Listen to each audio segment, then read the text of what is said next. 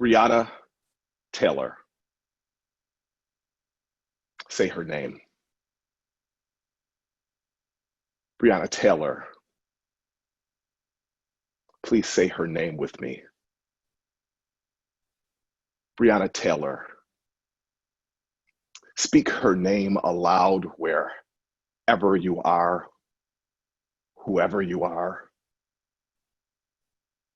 Breonna Taylor.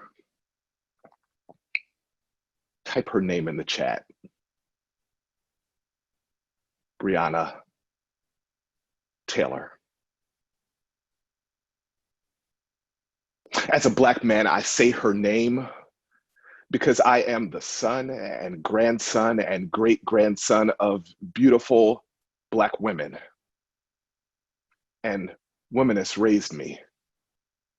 These Black women, Black feminists and feminists of color, they taught me about Ruth's different kind of love and Hannah's perseverance in prayer.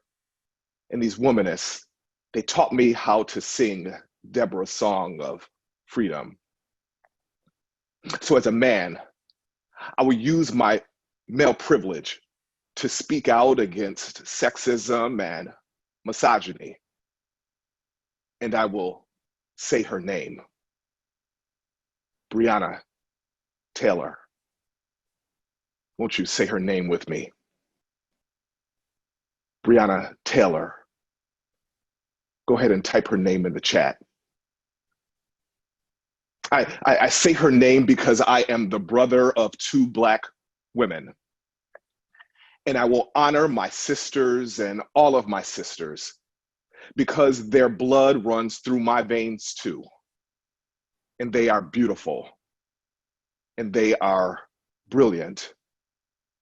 And all Black women are beautiful. And all Black women are queens. Breonna Taylor.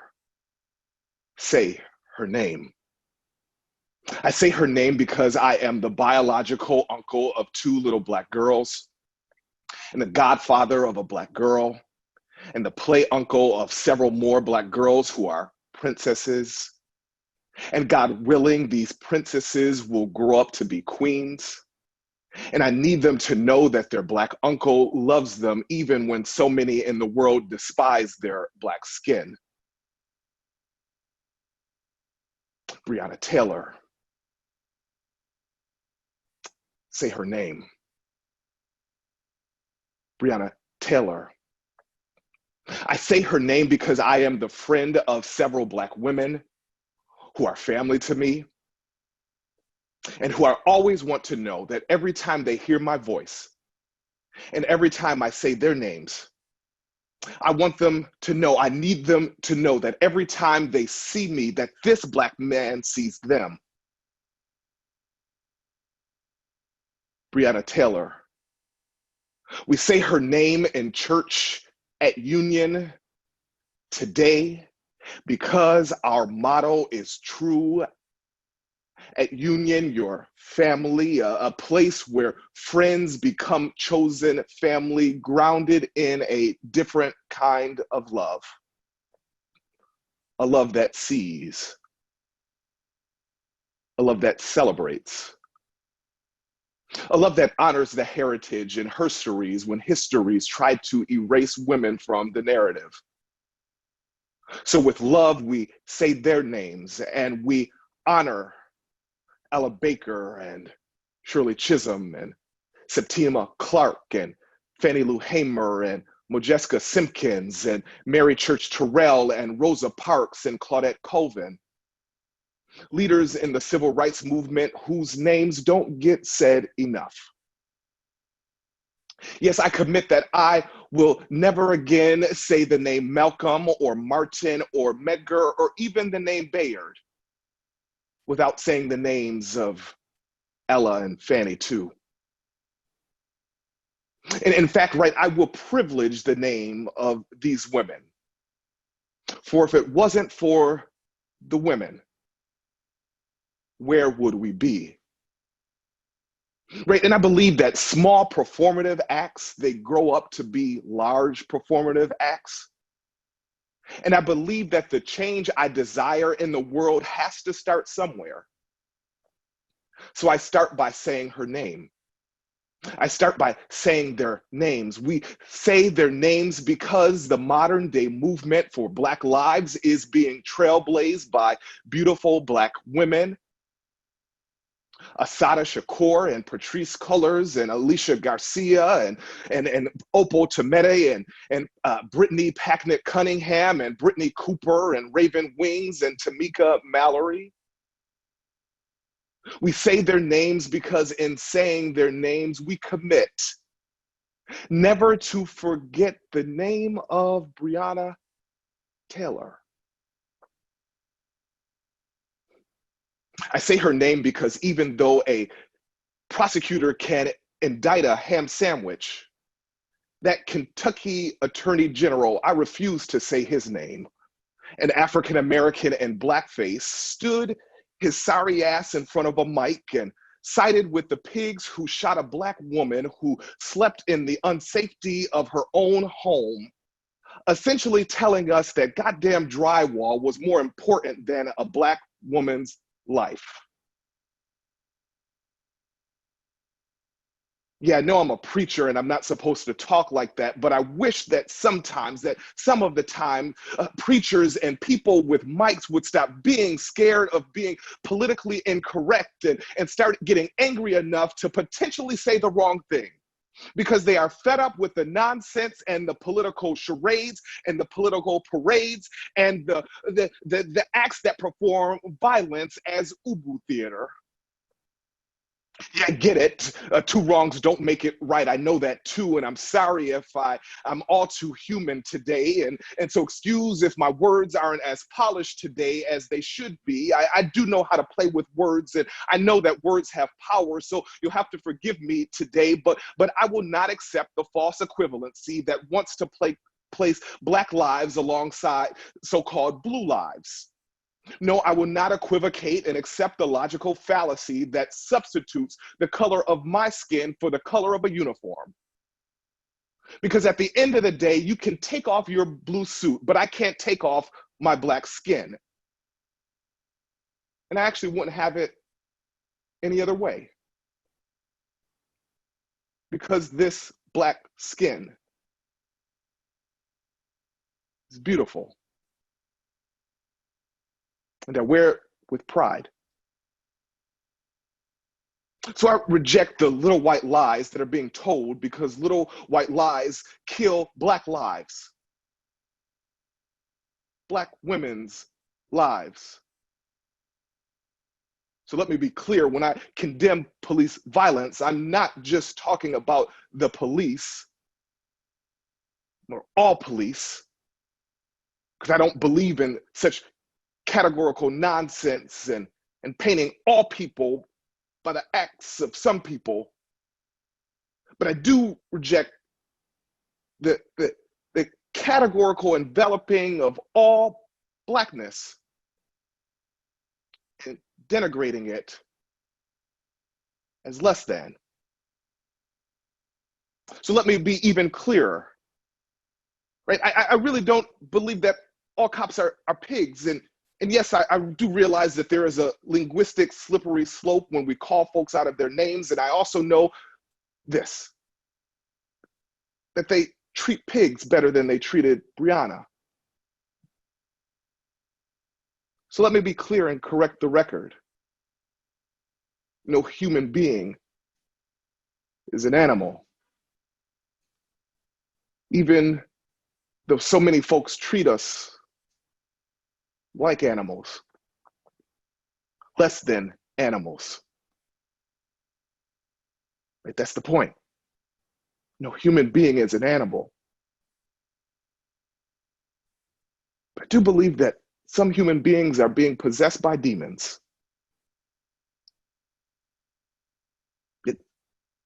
Some white folks are possessed by the demon of whiteness and its power. Some Black folk and brown folk are also possessed by, seduced by the power of whiteness. Right? I say the name Breonna Taylor because I've come to realize more clearly this week that not everyone in Black skin is kin.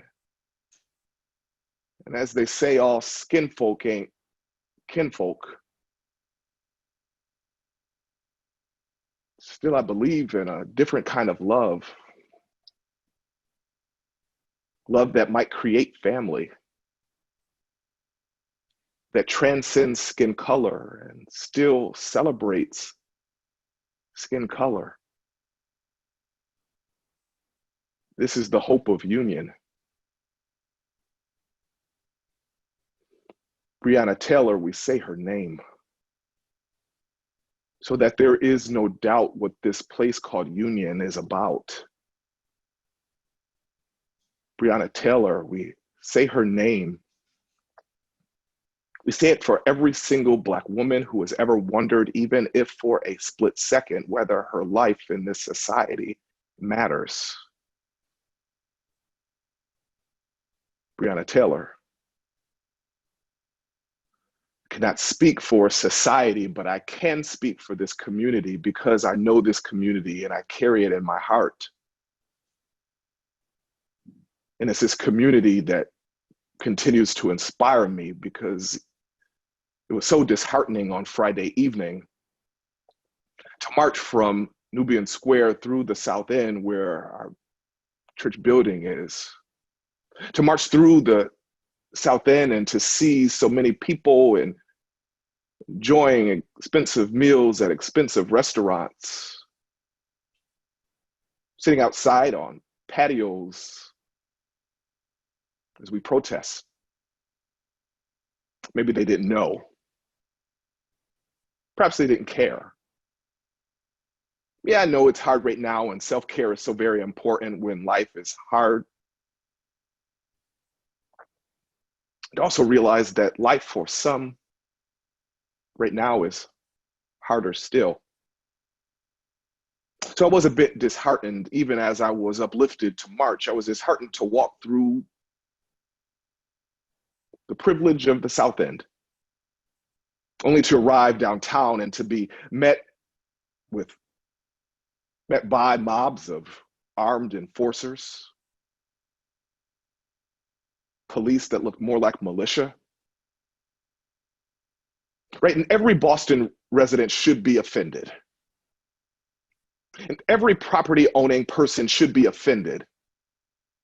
And every human being should be offended when your tax dollars are weaponized to fund militarized police who carried wooden batons brandished to quote unquote protect private property. We should all be offended that hundreds of thousands of dollars were spent on Friday night to pay overtime to hundreds of police officers co-opted from the police forces of Weymouth and Needham and Wellesley. We should be offended that money that should be invested in our communities and early childhood education and opening doors of equity and access to capital for small businesses.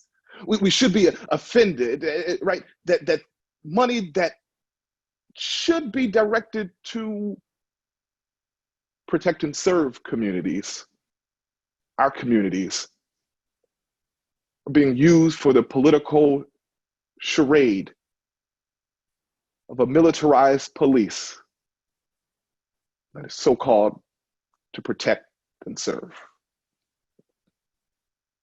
So as I continue to reflect upon Friday, arriving at a peaceful protest to be met by police and riot gear with an overwhelming show of force, they're peacefully marching through the streets of the South End, flanked by overwhelming shows of power and privilege.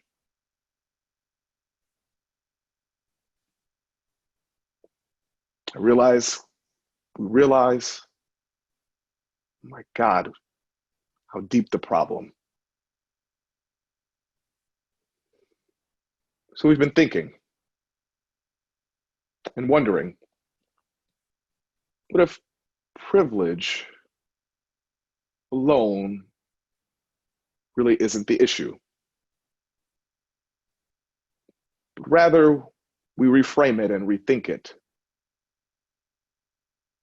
What we do or not do with our privilege. That's the problem. This is my prayer today, beloved. That union, that we, the people, with all of our privilege, might continue to advance the work that we've been doing for the last 200 years and to do more of it. Maybe that's what we're privileged to do right now. To speak, to say her name, never to be silent. Let us never be silent, but rather let us be like Esther, a queen in a position of power and influence. Look, beloved, I don't have a super polished interpretation to the book of Esther today. Didn't have the energy. Perhaps you know what it's like just to be exhausted sometimes from the work, from the walking, from the marching. But I do want to conclude this September sermon series with a few simple observations about what Esther, the last book of the history books, the Old Testament, teach us. Right, hours after the press conference by the Kentucky Attorney General, who shall not be named, Bible study this past Wednesday, we wrestled with the question, where is God right now? We wondered on Wednesday evening in Bible study, we wondered, do Black lives, especially the lives of Black women, matter to God? And why does it appear that God is so silent right now? We know too well that silence is violence and that silence is not safe for us. So we're wondering, what are you saying, God? We're listening. Are you speaking, God? Right, this is the question that people of faith must wrestle with right now. And I confess that there are no simple, easy answers. And I dare not try to tidy things up, to try to make us feel better, because, my God, we are not in a place to just gloss over so that we might feel better, because we're really feeling it right now. But I do want to do this. I want to say this about the book of Esther, that God is silent in the book of Esther. And still, salvation comes. Check this. The name of the God of Israel is not mentioned at all in the book of Esther. Read it from cover to cover, about 10 chapters, it'll take you 25 minutes or so. From the beginning to the end, the name of God, the name of the God of Israel is not mentioned at all in the book of Esther. Along with the Old Testament book, the Song of Solomon, the book of Esther is only one of two biblical books where the writer does not say God's name. But catch this, here's the point. Interestingly, the silence of God is not the absence of God. The silence of God does not equal the absence of God. That's good news, beloved. That's good news. In the famous fourth chapter of the book of Esther, we find the clue to how we might better understand what we're to do in this moment. We find the clue in Mordecai's message to his niece, the queen. Hear the words again from chapter 4, verse 12, 13, and 14. When Mordecai heard Esther's reply, the reply that she did not want to go and intervene for her people before the king, Mordecai wrote back the following response. He says, don't fool yourself into thinking that just because you are in a place of privilege, that you're in an imperial palace, you will be the only Jewish person to escape. If you insist on remaining silent, on keeping quiet at this time, vindication and liberation will come to our people through another source. But both you and your family will surely die. Who's to say? You may have come into the royal court for just this moment, for such a time as this. Mordecai makes clear to his niece, speak up. Silence is violence, and it's your time. Herstory has its eyes on you. Uncle Mordecai makes even clearer still. If you do not speak up for such a time as this, then deliverance still will come. Will come from another. Right, beloved? God is silent, yes, but God is still on the scene. Biblical scholars call it circumlocution. That the silent God still speaks. That God is on the stage, just off to the side. They're waiting for you. Perhaps then the silence of God is an invitation for the people of God to speak up, and to follow the words of Uncle Mordecai given to his niece Esther. Do something. Do something, baby. I know there's a God somewhere. I hear music in the air. I can actually hear Mordecai sing something similar to the lyrics of another spiritual. Mordecai saying to Esther, go ahead and steal away. Because no matter how bleak the situation, God still has a way. And God wants to use you. So steal away. Go pray and meditate and do whatever it is you need to restore your spirit. And then after you steal away, go fight. And steal away. Because the fight will not be easy. And you're going to have to scratch and to steal and to take back what has been stolen from you. But steal away anyway. And as you do, remember, beloved, always remember that there's still a way. That there's still a way. When our fight is grounded in our faith. Don't get it twisted, baby. God's still going to show up. For such a time as this, do not keep quiet, but use your voice, because sometimes we sense the presence of God beside us when the people of God Speak up.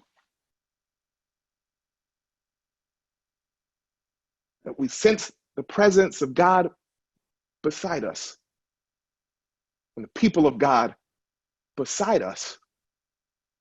Speak up.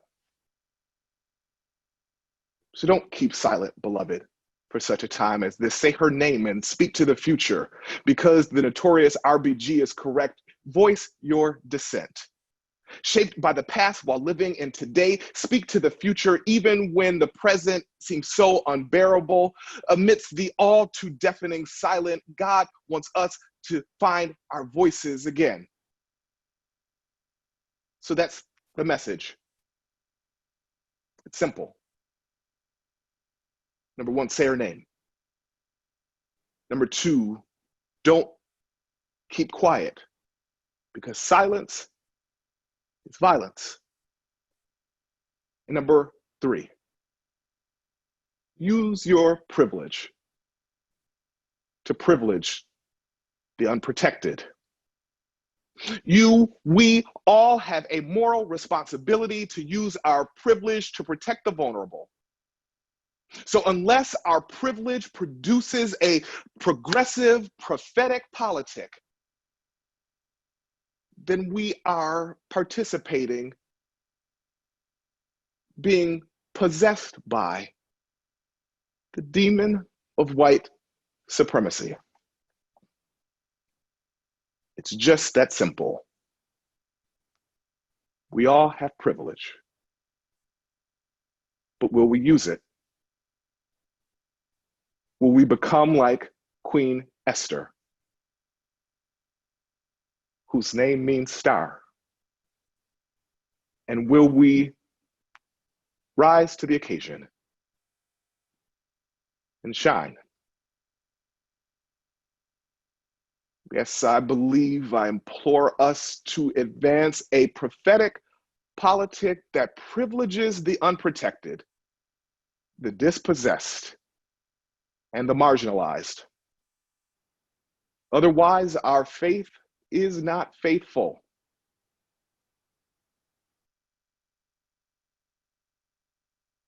We may believe in something, but that something is not the God of the oppressed, who has a preferential option for the poor. So let us then say the name of all the disinherited and dispossessed and discarded, and let's follow the way of the one who loves us into freedom. Gather up those names and place them right at the center. No longer treated as chattel that can be thrown away. No longer deemed by the injustice system to be less than goddamn drywall. But we place at the center, and we celebrate as queens for their brilliance and their beauty and her Blackness. Say her name, Breonna Taylor.